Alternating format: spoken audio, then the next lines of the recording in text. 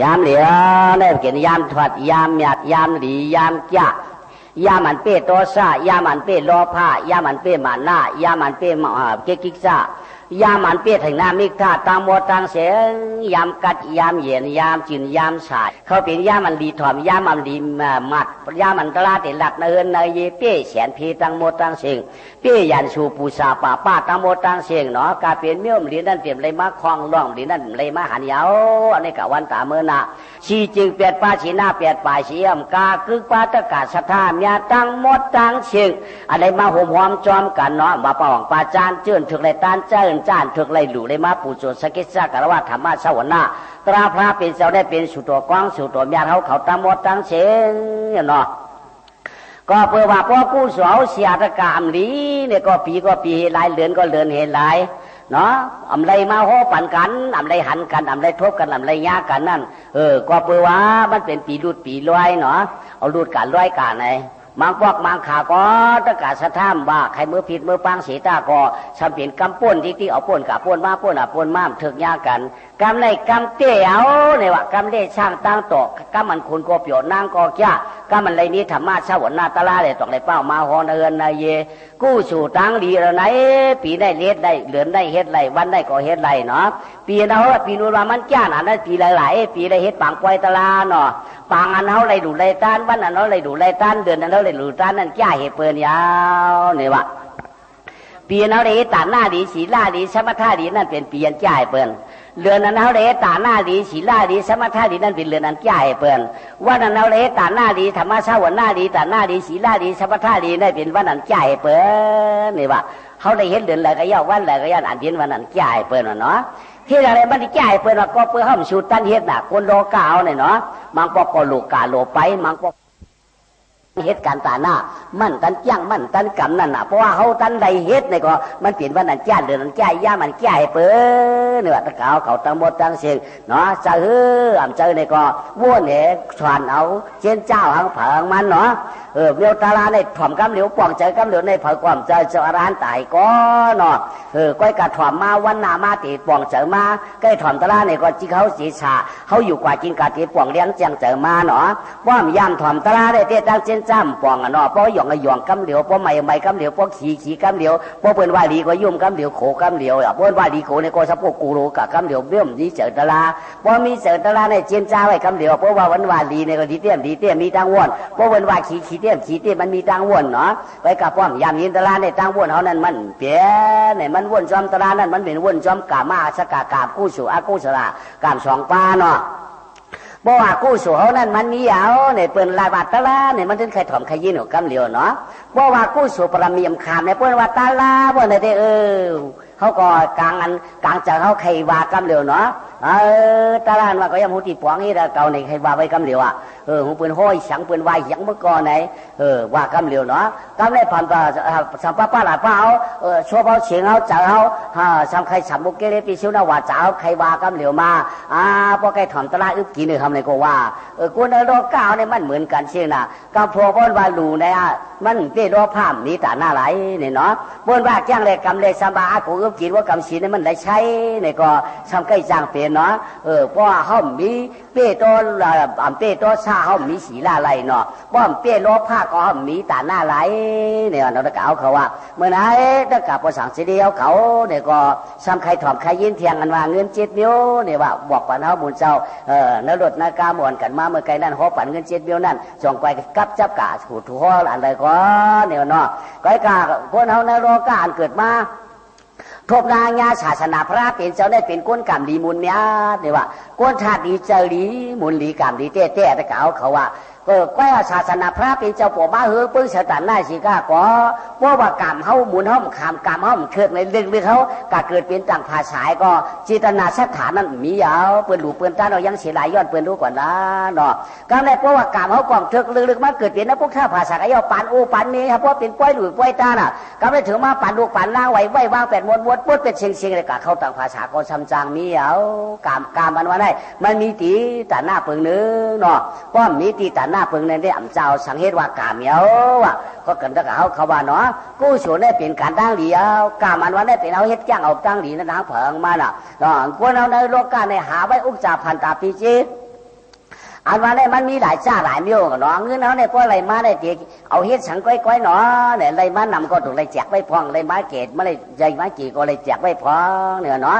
เลยแจกไว้เฮ็ดจื้อละมันเป็นเงินหนู7 เมียวน่ะเนาะเงินฐานหน้าเงินฐานหน้าเนาะเงินฐานหน้าเงินฐานหน้าเงินปีญาเงินอาจาเงินหมาหน้าเงินวิชาริยาเนี่ยมันมีอยู่รู้จะได้การเผาเขาอันกันต้องไว้อังเผามันเนาะเงินฐานหน้ามาเป็นอันใดเนี่ยวะเพราะอะไรอันไม้เขาหลูชื่อเฮิรนชื่อเย่ชื่ออุจจาปิเจชื่อฉวนชื่อนาชื่อกาชื่อรถชื่อไอชื่อฉวนชื่อกวนชื่อชินชื่ออันหลุดตั้งกินตั้งยำกูเมียวได้เป็นฐานะโคของเนาะมาชื่อเล็กลาผ้ามีดเนาะเตรียมโมเตรียมเก่งเตรียมเอาป้อปิ้งจากเขานั่นเขาได้ชื่อมดเผาปันเท่าหลายรู้เนาะนี่เป็นเงินฐานหน้าเนี่ยวะเพราะชื่อขอเตรียมจังมีแบบเนาะการได้เงินฐานหน้าการได้เงินฐานหน้าเนี่ยมันมีไว้อยู่3 ป้างเราตะเกาเขาว่าเนาะเงินฐานหน้า3 ป้าตาหน้าชายาตาหน้าตาชาตาหน้าชามีเอาเขาไปตะเกาเขาถ่อมร้อยการหนึ่งร่องไปมาตาหน้าตาชาได้ชื่อหลาไหนเขาว่าเขาเปิดว่าเปิดเก็บมาเงินตั้งดูในเนาะเปิดเก็บมาเงินตั้งดูในเจตนาเขาก่อนป้าวาสนาก่อนปีอันนี้อันดูนั่นก่อนเพราะใครลุมดูช้ำเย้าไรกูเกเขาช้ำไม่ติ๊กนั่นเนาะเฮิรนมาโตการนั่นเฮิรนฉูโตการได้หนึ่งไหนเปิดมือห้องเขามืออุบกันเงินอันนั้นเงินไหนเงินหนุนเงินตานเขาคานเอาตัวเขาเมื่อว่าเนี่ยว่อมการได้มันพอหลุดพอตานมันป่วยน้ำอันในใจเฮิรนฉูได้มันตัวโขเช้าเหรอมาในรุ่นเนี่ยเนาะก็ได้ผูกกับยินมาเผื่อมาเผียวยินเมียมถามเพื่อนว่าลาผู้บวชกันยังเก็บเงินตั้งดูว่าชัวไหนเพื่อนเอาตัวเกลือตกเช้านี่วะนั่นเปิดเจอนั่นดูหลังนั่นดูหลังนั่นดูชิ้นนั่นดูนั่นได้ดูเป็นลูกกะลาเปิ้นเห็นไหนมาเป็นลูกก็ได้เขาเอาเป็นมีอย่างไอ้เปิ้นหลายเขาเป็นอะไรหลุดน้ำด้านนั่นหลายฮัลโหลว่าชูป้อมหมอต้องป่าเนาะชูป้อมมีชบมีดีนิดเนาะชูในกระทำกับยินเปิ้นก็กับยินในสีเปิ้นว่ามาก็อับขาดมาว่าเดียวกันละรัวนี่เดียวช่างรัวกะต้องป่านพ้องรอว่าได้หรอวันนั้นก็ลำนั้นก็15 หน่อวันนั้นก็10 บาทหน่อนั้นก็7 บาท 3 บาทหรอวันก็ย่อมก็เลยจีกันนั่นเนาะมันย่อเขาไปรู้กันไหนว่าเมื่อต้องป่านผูกเจ็บผูกก้างมียิ่งว่าเช้าเนี่ยนำกับเขาว่ารู้ไอ้มาบ่มีหม้ออันนี้ก็มามีอันนี้ก็มามีเนี่ยมีอันเปิดมีไปนั่งหลุด30เมื่อหลุดเช้าไว้เมื่อคาดถึงเช้าก็เมื่อวันนั้นเที่ยงก็มันขึ้นเพียงเมื่อไรมันเฉยเมื่อไรก็ได้ไรก็เพราะมันเฉยก็ได้ถูกมาถึงเถียวเยี่ยมนี่มาเวลาตอนบนย่อมมาแล้วย่อมช้าเสือพ่อมันต้องปั่นเที่ยงคืนเที่ยงก่อนว่าเนาะตั้งหลุดก็ได้เมื่อก็เห็นเนาะก็หลุดลายละกู้ชงกับเอาสัมบาเที่ยงดูก็ดูด่าก็ด่าเนาะโอ้ยนั่นก็ไม่ไอ้จ้วงเนี่ยมาปั่นอีสังเขาหลับเพราะเขาเห็นตาหน้าตา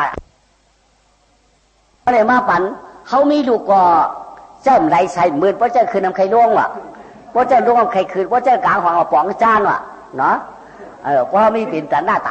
าหน้าตาชาได้เพราะเขาวาดีเขาซ้ำสีให้เพราะสอนอย่างเขาว่าเขาจังป้วงว่ะนั่นนะเขามีลูกมีด่างมาก่อดัดไรใส่หมื่นนะเจ้ากินก่อมใครไรเพราะกายเหตุการณ์เปื่อนอะไรกายเหตุการณ์เปื่อนทำใกล้จ้าหาลือบ่มเบี้ยเพื่อการเขาแล้วค้างว่าโมหีซ้ำใครได้อีละตีนก็นักขยโยกะมือก็นักขยโยเฮ็ดเนาะตีนเน็ตขาโกนไว้ไหนเพราะอุเมวามใครจะลำไหนว่าตกว่าตำกันไหนย่ออันนั้นเป็นไอโจช้างไอโจตาหน้าตาเช้าย้อนว่าเขาการดูกันหลานั่นเอาการดูหลายล่ะไหนด่าเขาเลยด่าเสียๆป้อมด่าเขาเห็มเฮ็ดปั่นเขาลูกหลานเขาเนาะมีวัวมาก็ช้ำไข่ให้มีควายมาช้ำไข่แห่กับไหนนะมันหลายมีไก่มาช่างเต่าเฮิรนเปลือกว่าเต่าเฮิรนเขาเองเชียนเนาะมีหมามาก็ช้ำหวังจ้าตรงว่ามีม่านได้ก็ไม่ได้เปลี่ยนเจียวเปลี่ยนคออย่ามันเปลี่ยนตาหน้าตาใช่กะเนี่ยเนาะเขาหลู่เขาตาน่ะแล้วเนาะมันจะว่ามุนเจ้าใครเงินมามันจะเนาะด้านนี้เด็ดในรองมันจำผัดสภาวะอันเป็นพอมาการได้ประดุกรองตาเนี่ยเขาชำเดือดเอาเงินนั่นยกนั่นก็แก้กาลูป้อยเงินเนี่ยทำเดิมไว้เอากาลูเนาะอันนั้นเนี่ยพอลูกกาเปิ้นปันเขาขึ้นเอารุ่นนั่นเนี่ยกำในโจมเลยยกเลยอันเดิมเลยเนาะก้อยกันใดมาเพราะเป็นไอโจมารู้คำเดียวล่ะทำเลยด่าตั้งมาตั้งยกหนาแก้กหนาแก้ได้นะในทำเป็นลูกเขาเป็นหลานเขาเป็นโคกขวางเขาเป็นอุกษาเขาเล่นยกอันแก้กเป็นหลายเนาะอันไหนมันมึนเขามันจืนเสือเขาย้อนว่าตาหน้าเขาเลี้ยวว่ะ แล้วก็เอาเขาอะไว้ใจจีหนาวเผงมันเนาะก็เปิดกลับมือเดียวในแหลมันกลับมันก็ถึงมาตาลาหัวไว้คนนั้นเนี่ยเพราะว่าหู้ไว้กูพ่อกูเมย์ในลูกด่างเขาว่าไงถ่อมกว้างก็เป็นตาหน้าสามีเขายาวอ่ะก็ไอ้การตาหน้าตาชาในมันปันไอจูที่ไหนเอาปันไอจูจังกว้างจังล่ะจังอยู่กับทุกขันเจอนั่นยอคำในไอจูตาหน้าชาหายะเนาะไอจูตาหน้าชาหายะในชื่อละตาหน้าชาหายะเดียวเหรอก็ในเขาว่ากว่าชื่อเตียงชื่อหมักมาเนาะชื่อกล้วยมาชื่ออ้อยมาเขากับชื่อโคหลูเขาในรุ่นเนี่ยบ่เปิ่นย้อน10 บาทในเขาซ้ำเคยปัน3 บาท2 บาท5 บาทเปิ่นว่าไหนเขาย้อนมาชงปันกินอะไรเขาเดี๋ยวมือหลัวเขาเดี๋ยวมือหลัว7 บาทเนี่ยใจละเขาเดี๋ยวมือหลัวเขามามือกินเขากับก็นั่นก็สบายเบียครับพ่อมือหลัวได้เอาครับก็หลุดจ้อมของกันจังนั้นเนาะใจค่ะเอาเลยว่าหลุดจ้อมกันก็ว่าค่ะเนี่ยญาตาหน้าชายาก็ไม่เนาะและญาตาหน้าชายะก็ไม่เขาเลยหลุดได้ตาน่ะย่อพ่อเลยหลุดเลยตาเน่าเลยกู้โสชาเดมาปานอย่างเขาล่ะอันเขาใครเอานั่นตีกันเลยเอาที่ปืนมาเฮ็ดเป็นของเขายาวหาชื่อเขาก็เด็กกูชื่อเขาเป็นมาผูกเป็นของเขายาวหาชื่อหมักน้ำเต้าหมักน้อยก็เด็กกะเขาเกินเอาที่ปืนมาเป็นของเขายาวเนาะอย่างไรยาวตีได้ปืนเป็นของเขาอ่ะได้อิงปืนเฮ็ดเอาจ่องได้เอาเข้าของเขาเฮ็ดกันยาวอ่ะเนาะได้เป็นตาหน้าชายาวอ่ะป้อมมีชายามีไว้พอมีมิกช่วยไหนเขาเปลี่ยนไรวะเนาะไอจูชายานั่นมันมาจ่วยเขาเลยต่อว่าไอจูชายาตาหน้าชายามีมาจังไหนเนาะคำไหนตาหน้าสามีตาหน้าสามีเนี่ยพ่อได้หัวหลวงตั้นขับบาจับบามุ่มบาเปอัมบา10 บาท20 บาทขึ้นมือเหนือเลยหลูจีดาวจีนเฉยขัดเจจูจ้าเลยหลูก็ไอจูมันปั่นมานั่นแต่เฮ็ดก่อมาหาก่อง่ายเฮ็ดโตก่อมันอยู่ดีกินหวานมีลูกก่อลัดในร่องเนตั้งมีลูกมีร่างก่อถ่อมก้ามปอก้ามแม่อัมเวก้ามสอนอ่อนกันดีอ่อนกันจ้ามีมากกว่าไปมีควายกว่าเหมีโวกว่าให้เนาะมีเฮินมีเยมีอุกจ่าปีเจก็มันแก่นแน่นหนากำเดียวยาวตาหน้าชามีได้เขาก็เหล่าเพิ่มบ้าให้มันเป็นตาหน้าชามีเชกามมันเนาะเงินตาหน้าในหาหยาบหนาเนาะเงินตาหน้าในหาหยาบหนาเฮ็ดหยาบหนาเปลี่ยนหยาบหนาตาดูตาตาเนี่ยมันง่ายๆนี่แหละต้องว่าเผยก็ย่ออ่อนกันไว้เจอจีน่ะเป็นตาหน้าฉามีหางเผิงมันเสียกามเนาะก็ไม่ค่อยย่อเงิน2 มิลเนาะเงินฐานหน้าชื่อคุกของอุกจับผันตาปีจีเงินเยติช่างตีห่างตีเฮ็ดเฮาก็ไม่เงินตาหน้าตาดูตาตานก็ลาดยาวก็ไม่ย่อก็ไม่ตีลาดเนี่ยเงินตาหน้าเนาะเงินตาหน้าในเอียงนี่แหละก็ไม่ได้มือเรียกก็เขาว่าเรียกเนาะใหญ่มากกล้าสูงมากำไรว่าใหญ่มากกล้าสูงมาได้เงินแต่หนาเนี่ยมีมาเย่ากำไรเขาว่าหลัดคือห้างคือเฉาคือเหมาคือโปห้างโปไม้ในเรื่องเนาะมือไปไล่กันมือใครไล่กันพวกกะหันปันกันผักกันเนาะหักกันอันนั้นเป็นห้องว่าเงินแต่หนาเนี่ยวะมันจะตาชายก็ไม่กาถามลูกกาถามนี้พอมียิ้มเจือกพองก้นใจมันเจือกหนาเพื่อนย้อนกับอะไรปันคักขี่หาปันนาเจ๊ะหาปันไรรู้เนาะเพื่อไรมากันไรอยู่เลยกันมามียิ่งย้อนเอากับอะไรปันป้อมไรป้อมปันไรป้อมไรปันมาไรปันเชื่อมไรปันโคมไรปันโยนนางยิ่งอะไรนั่นมาพิดกันด่ากันนาเจ๊ะใจเงินตาหนาเนาะเงินตาหนาเมื่อตึกเป็นชาวกะไรช้างเนาะนั่นก็เงินเฮ็ดหางไว้ก็สับปะเชิงนะมั้งเตรียมมวนพองตาสนับขามีปลาบุยปุ่นอันหอมอันห้อยทุกตาทุกมือคำกลุ่มมือเนอทุกมือนำกลุ่มมือวันทุกเย้าโปหายไอพวกกาเชลหลุดทุกแทงกามันทำได้เชิงเหมือนกาหือหนึ่งจุ่มมือเดียวได้อ่านหัวพันมันหือนาจ้าใจหือพ่อเมียมเย้าเนาะพ่อเมียมเย้าทำใครขาวนู้นทุกย่อกันให้ในของใครยังเขียนหรอการบุญโปเชียงน้ำยาว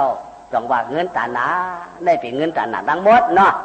ย่อก็ไม่เขาว่าเป็นก้นใจเนาะก็ไม่เขากะเหล่ป้อยกะเหล่ล้ำซ้ำหลีอ้าไม่ก็ได้ป้อยเสียงต่อยเสียงตึงปืนออกปอกมาเสียงจัดเสียงเชียงโมมาไหน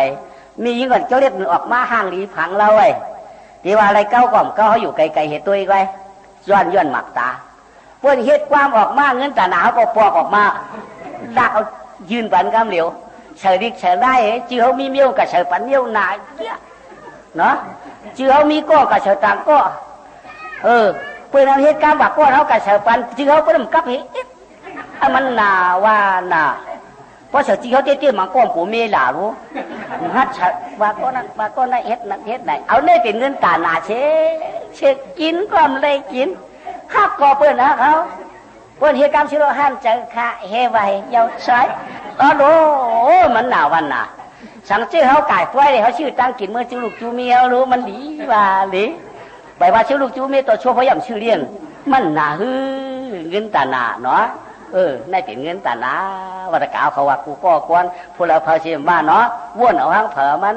กูก็กูกวนเงินตาหนาในเป็นชั้นได้ยาวอ่ะก็ในเงินอาจารย์เงินอาจารย์ได้ตาชื่อเฉยต้องเฉยใช้ต้องไม่ให้ไรกินกูลดกูรองเนาะก็ในอาจารย์ชมีเทียงสองมิ้วอาจารย์มีไอคิวอาจารย์เลือดล้วนล้มหรือวะเลือดล้วนล้มหรือ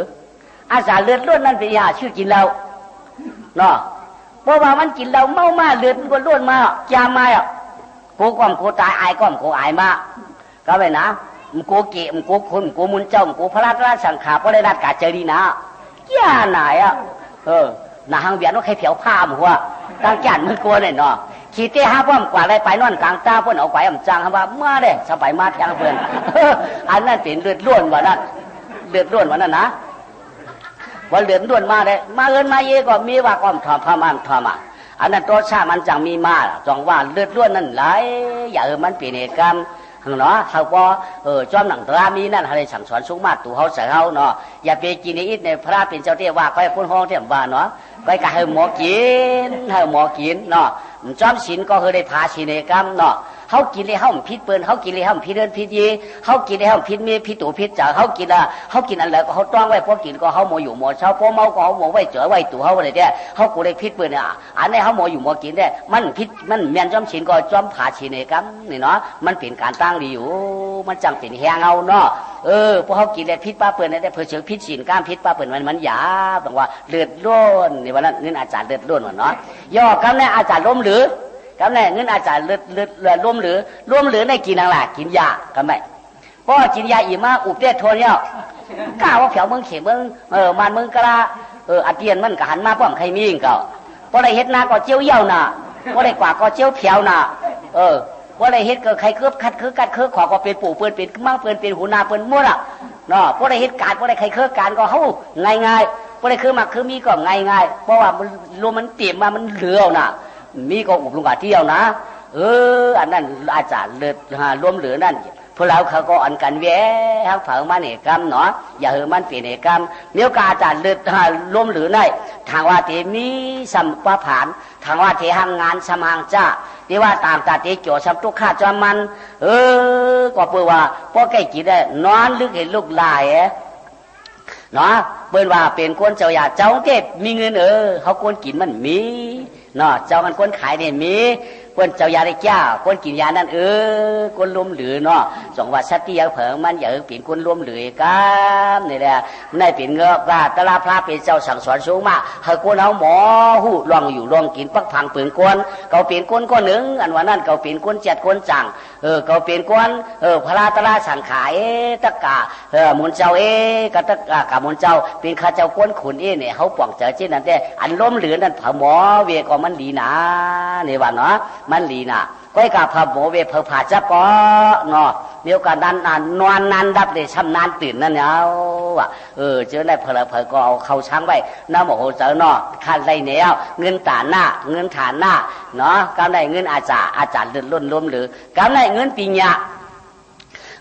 าในโลเฮ็ดหรือโลไรคัดชางหางยันเขามีลูกมีหลานหนังตีหมอตีเลี้ยเอาขึ้นการเอาขึ้นจ้องชงจ้อมหงเห็นหงสวนอ่อนดูเขามีแดดมีเชลเขาคู่ปองเจียงหันน้ำความกูเมียวลีกูเมียวปีหยากูเมียวอันนั้นเมียวเชี่ยวเชงเนาะตะเก่าเขาว่าเพิ่มเฮ็ดปันเขาหลายเนาะปืนเฮ็ดปันเขาหลายอันเปิ้นหมอนั่นก็เปิ้นเชียงเงินอันเขาหลุดเลยหมอก็เขาหลุดเลยเชียงเงินป้อมมีเงินก็มีปีหยาเอา ป้อลูกเขาใครกะสอนกะเห็นนี่ไหนป้อที่เชียงเงินนำอารมณ์มันจอมละมันจอมไรป้อยละปีหยาก็ไรเอาอะเงินก็มีอะเนาะว่ามีเงินปีหยาเนี่ยมันชักษาวัตกาวเขาว่าพอมีเงินปีหยาในปีหยานั่นตีเก่าเงินมาขึ้นนี่ว่าป้อมชื่อปีหยาตั้งปีหยานั่นเขามีเนี่ยเขาเตรียมจังเก่าเงินเลยขึ้นมาเอาเนี่ยไปวางล้วนเนาะเขาหมอฮับคู่เนี่ยล้วนเดียคู่อันนี้ไปว่าล้วนคู่ปัดฟุกปัดไพ่ทุกวันนี่นะเขาห้าไปอ๋องขันตังเขาเฉากระถางก็เขาสวนได้อ่ะกำเนี่ยเขาได้แล้วลูกเวลาเปิ่นว่าอยู่ดีมาจู้พอเขาลุงเขาต้องหมอปัดหมอไหนขันกันขลาเนี่ยเขาใครว่างามัดก็ไรหน่อหาบยาก็ไรรู้เพราะเขากล่าวว่าเอาไหนก็เปียกก็เปียกเปื้อนหือน้ำหันก็น้ำหันเปื้อนหือไหนเขากะขึ้นเปื้อนไหนก็พอปึงเอามาพอเก็บเอามาไหนกำเนี่ยเขาได้หับคู่เงารู้กำเนี่ยเขาสำนีกระถางรู้กับปัดเปียกเลยก็บื้อวัดว่าหินโกล้วนเปื้อนไหนก็เอาเปียกเป็นวางไปก็ใช้เอาละหับยามัดเนี่ยพอมีปีพอมีเงินหับคู่ก็เขาก็สับจ่ายเงินจอมคู่เขาน่ะต้องว่าเงินปีหยาเนาะเขาใครหมวยอย่างไก่ย่อพอเขาได้หับคู่หับว่าเขาได้การสอนมาแล้วเสียเงินนั่นมันเป็นเงินปีหยาตั้งหมดตั้งเสียงยาวตะเก่าเขาว่าเนาะอันนำหับเลยเขาหมอได้หมวงหลาไหนหมอโตใช่เนาะหมอจันลำหมอให้หมอเจ้าเนี่ยห้ำเลยหับเผอมันติดผมหับไว้ไหนหมอหับเผอเนาะ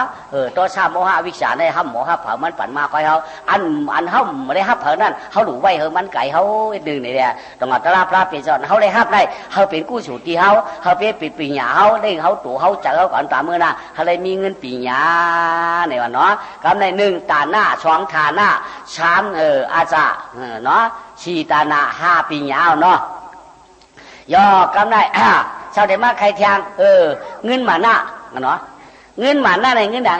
ในเงินรวงว่ะก็ไม่ได้เงินอันเขารวงเนื้อทองเขาในมีกี่สำคัญเขาเลยนำเนาะ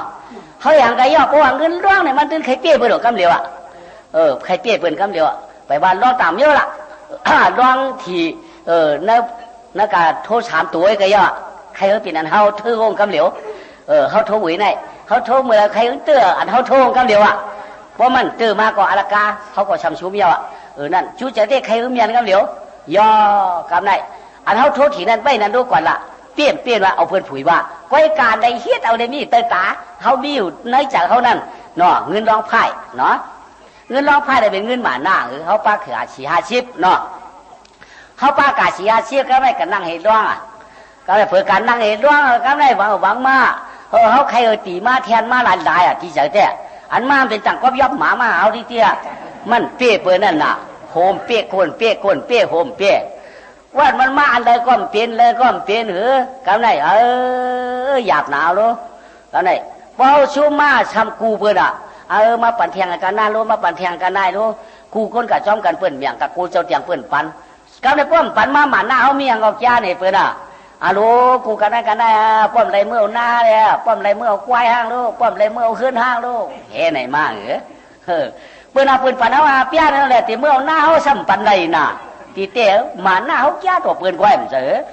เปิ่นปันเขา10 บาทในโลกาเปิ่นเขาร้องเสียงเขาเปิ่นเมื่อควายเขาตัวเขาก่อมปันไรเนาะเปิ่นเมื่อให้เขาหน้าเขาก่อมเป็นไรเขามีหมาหน้าไว้เขามีหมาหน้าไว้เขาใครเปี้ยเปิ่นเขาอุบเนเปิ่นไว้เนาะเปิ่นปันเขาในก่อมใจกันได้ก็มีเงินเหนียวอยู่ออกเลย50บังกันได้สมไรก็นี่ก้องสมามันนั่งปักหน้าเขาชุดออกปันเอาน่ะกันได้ตีว่าหมอเขาซ้ำเป้าหวกเปิ่นอะกันได้ตีว่าหมอเขาลองก็ชูเมียวอ่ะเอาตูนั่นกันนั่นเลยเอาตูในขึ้นเลยเอาตูในออกเลยตุกตูในเลยอันไม่ดันไม่ในเอาไหนทำไหนเหรอเนื้อมือก็ได้เมียนนั่นน่ะเนื้อมือก็ได้เมียนได้ชอบแช่เปิ่นกันนั่นวางป้นปอ2-3 กัมให้เขาหมั่นกัมนี้เขาเอาเลยฉันทำมันนั้นไหลรู้ได้พอเปิดได้2 กัมอย่างกูนี่ทำมาแทงหรือพอเปิดปันกูเนี่ยก็รู้ห้ามตอนกูห้ามเตี้ยนเลยห้ามเตี้ยนเลยห้ามออกมาใกล้กว่าเห็นไหนล่ะนั่นน่ะหมานานมันพอมีมาตีว่าหมอ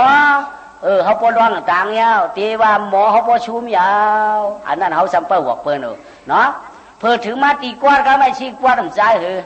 ก็เลยเก็บดูละเนาะเมื่อเขากวาดได้ชี้กวาดเขาทิมเบียร์หลุดทุกคืนก็ดึงเบียร์มาขิงเมียนหนาทำมาก็ไม่เผื่อกวาดมาชี้กวาดมาขิงหอมได้ไหม ลอมใจพวกกระจุกในก็ตินหยิบเหเอาคืนมาจอมขาวกำในหายอดไฟขีดเปื่อนเหนี่นั่นนี่จังว่าพอได้กวาดมาเอาชิกพอยังเก็บหลุดนี่วะเนาะมือห้อมกวาดได้แก่ที่ยาวอ่ะพอมาแผ่วแผ่วเย่ก็ได้มีถามเงินเอาเชื่องใจหังในก็ชำจังพิษกันหรือเช่นนั้นก็พอกากูเปิ้นได้รับเปิ้นได้ชำปันเปิ้นนำหลันมาจ้อนเปิ้นมาย้อนกันเย่ผมมีมพิษกันอันนี้ต้องว่าเงินมาหน้าเอาเนาะเงินมาหน้าไล่น้ำก็นอนรับอันได้เหอีกก็เค้นรับมาหน้ามานั่นป้อมหมอสติเปลี่ยนก้อยๆเอาว่าเนาะย่อกำเนี่ยเงินมิชาริยะเนาะเงินมิชาริยะได้เงินถี่เงินเหนียวเงินอ่ำไข่ลูเงินไข่ตาลเงินไข่ชิมไว้พอโหลชิมเงินเอาชำชิมเตี้ยคุกจะเลยมาลันหน้าจ้องเตี๋ยวมาเขากำเมื่อไรก็หูเขาชำหูเก่าพอเมียงก็เอามาไว้มือตายพอเราดูลองตั้นลูเอามาไว้มือตายมีโคป้อมฮัดหนึ่งไว้หนึ่งมือตายยังก็ไว้หนึ่งมือตาย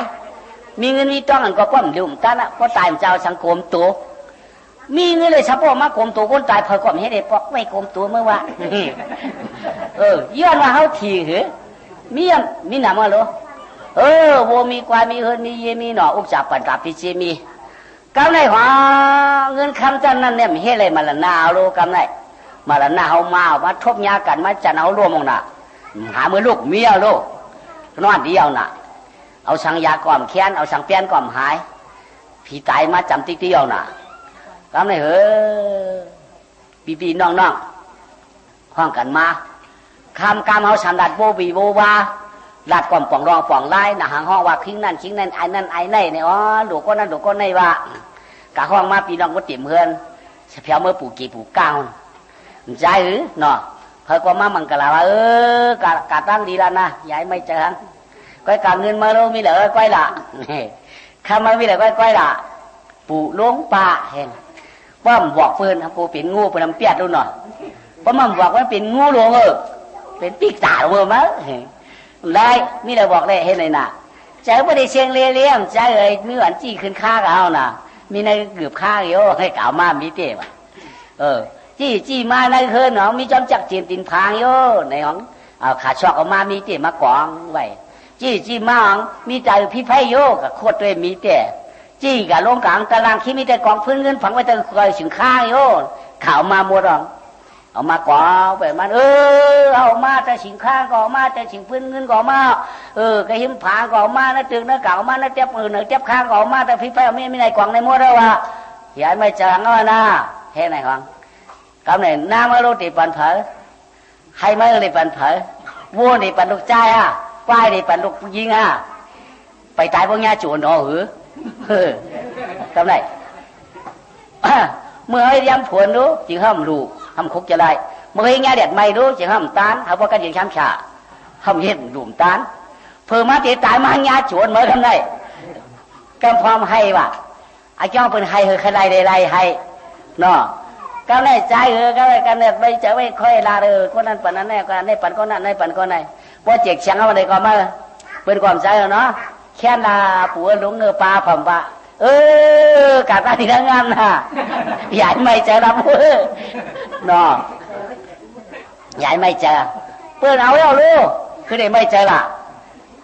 ตายจะคือหลักคำนั้นเสียดายก่อนน้ำตาลย่อยตัวเองขโมยชอบเราหรอรอกาเนาะเมื่อเอาตึ้งเปลี่ยนก้นเนี่ยลูกล่างเอาใครกินตั้งกินนั่นเพื่อนหับตั้งกินมาหิ้มเพื่อนเอาพวกได้จี้มือกาหรือกาพ่นไอ้ใจมันกินอะไรนั่งกินอะไรพอสูงมากเลยกูเขาทุกกินเหี้ยว่าไอ้เจ้าห้องใครชื่อเรียงเนาะนั่นน่ะมิชลีน่ะเลยย่อกำไรเป็นมิชลีก็เอาตึกถีนั่นก็เลยมาแจกกันเลยก็ได้กับลุ่มล้านนำก็ได้เกะเนาะเมื่อมาหลูมาตัวเมื่อไรนำจะรับกันพิษกันเขาในเป็นพี่น้องจำใจเป็นลูกล้านกำใจเช่นไหนเจ้งน่ะว่ามาหลูแจกเปลี่ยนกันมาหลูกำไรพิษกันนั่นยาวน่ะกำไรพี่น้องกันเปลี่ยนเปลือนเอายาวหลูก็ไม่ต้องว่าผัดก็ยาวเนาะต้องลุ่มเลื่อนเนาะลุ่มลากันมันเหมือนกันน่ะเนาะเขาได้เขาคนลุมลาหลวงนี่เขาเลยนายก้อยนี่มาหรอตัวว่ากูมันลุมลามาเลยนำนี่จะละมั่งกันน่ะรู้ว่าพี่รู้ว่าน้องมาในห่างกันมาเอาหรอพิษกันมาก็ย่ายเอาหรอพี่น้องกันฮักกันจังเป็นแผลกันจึงจังแตกกัน วัดกันมาเอาเนาะจองว่ามิตรชาลีเปลี่ยนเงินถี่เงินเหนียวย่าเปลี่ยนนั้นย่าผัดกันยาวอ่ะเมื่อเขาตึกถี่ตึกเหนียวนั่นเตี้ยจังว่าหมอชี้ใบหวามใบพอถึงขิงเพิ่นเอามาได้เอาง่ายๆก็ไอ้ว่ะลำตัวเชื่อนเขาหาไว้ชี้นั่นเขาหาไว้โกนนั่นเขาหาไว้เขาไว้หนึ่งมือตายก็คนทั้งหลายก็เปิ้นก็เอาปันเขาเอฟเปิ้นมาโทษทุกมาได้เอาก้อนนั้นเอาปันเฮละกึ่งก้อนนั้นเอาปันเฮละไหนเขาเต้นยังขี้เพิ่นอันเขาไว้มือตายนี่มันเบี้ยงเบี้ยวเปิ้นเอาไปเชียงเงี้ยไปว่าใบไม้ยัดถงเผือกก็เสียข้าวสารในก็ช่องสารเสียผู้เสียเนี่ยเงี้ยวันช่องสามปองย่องย่อก็เปลี่ยนไปเฮียวย่อสวยเปิดโกขึ้นมาเปิดเอาไปดิมีบรรยากาศต่อมาห้อยเอาน้ำหันมาแท้ดิเยาแวะนี่ได้นี่มิชลียาได้ลายเนาะเพิ่นก็ต้องไว้ฝากเงินในเงิน7 นิ้วหลุยเฮ็ดได้จุดเตี้ยๆว่ะพอเฮ็ดการเฮ็ดไรใส่มาเฮ็ดนาขามแดดไม่เฮ็ดไรขามผลยำมาเฮามีมาเนี่ยอย่าไปชงอย่าไปชิมลาโลได้หวานกันหลู่ๆต้านเฮ้ยแต่กลับมาหลู่ก้นห้อมจะหลู่กันไรกันเยอะพอบอกหลู่โมตายานสังขาหลู่ก้นเท่าก้นเก๋ในกู้สูมันเฮาไหลติ๊กนี่ว่าในเป็นตลาพระปีเจ้าสั่งสอนสูงมาต่างเงิน7 นิ้วต่างอาชีวเฮาล้วนๆละเป็นตาแป้นจะเพราะหมอเฮ็ดเป็นอาแป้นแล้วเนาะเงินตาฐานะเงินตาหน้าเงินตาหน้าเงินอาจาเงินปิญญาเงินหมาหน้าเงินมิสาดิยะเนาะพวกเราปองเจ้าผังมันอีกกัน